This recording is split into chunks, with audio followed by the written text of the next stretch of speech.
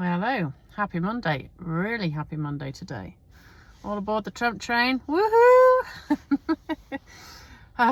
You gotta laugh. A lot of joy to be had today amongst the grey weather. But something that I have realised already is just the extreme reaction from the left again about Trump coming back to power. And I just wonder why the left today, who used to represent, the left used to be like the liberal, loving, tolerant people with peace and love. That was the old school left. And today, they, to me, just increasingly seem very infantilized, very hysterical, very divisive, very angry, very intolerant people. And they are pretty much always what they shout Trump to be, or whenever they're shouting fascist, that they are acting in the very manner of what they're screaming about. And like with COVID, with the hysteria around that, I put all the blame on those that educate, the education system and the media, basically. They are completely at fault. Even like, they're just so unprofessional these days and so unapologetically biased and narrow-minded in their viewpoint. Like, I saw someone on an Australian media channel the other day, and they were being so derogatory towards Djokovic, the greatest tennis player ever.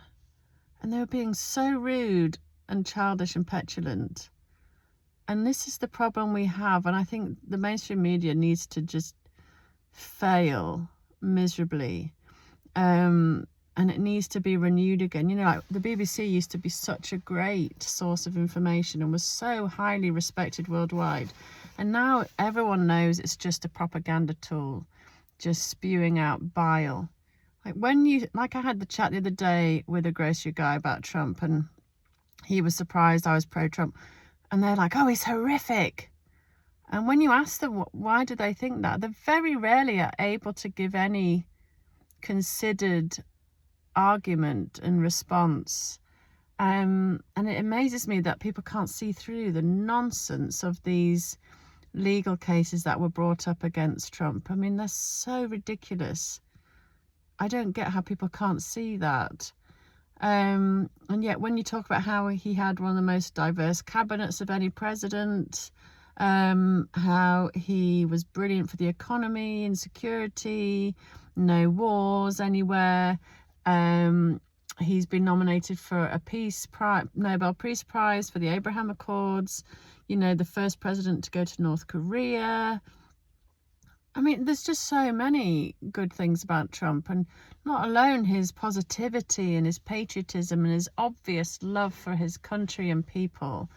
And when you take time to listen to lots of pro-Trump supporters, there's so many stories of amazing things he's done, which never get any media time. He'll pull over and help a homeless person, give money to all sorts of things.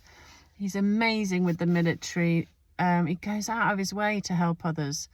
But the media obviously hate him because they are generally funded by the same people who fund the Democrats. The media have a lot to answer for so many things. And I just pray for a time when we get balanced media again, who just focus on facts and who report on things fairly and justly. And, it is a kind of a brainwashing thing, but I hope many on the left start to see reality. Like, I just can't believe how little they've talked about how bad Biden has been for America, and the obvious humongous list of corruption and failure from Biden and his administration. But they seem to just kind of carpet over all of the stuff he's done, and just, it's mind-boggling how little press And honestly, there has been around Biden's failures and huge questions around him and his family and links to Ukraine and corruption and all sorts. People just want honest, mature, factual, fair coverage of news by our media. And it'd be nice to think that wasn't asking for too much. So again, thank God for X, where people can just go straight to the source of expertise, knowledge, and kind of cut through the theatre of what most of mainstream media has become. So yeah, I wish I could get a ticket onto the Trump train and ride to America right now, because it looks like the best place in the world to be. And I pray for Trump to have the best of success, not just for America, but for all of us.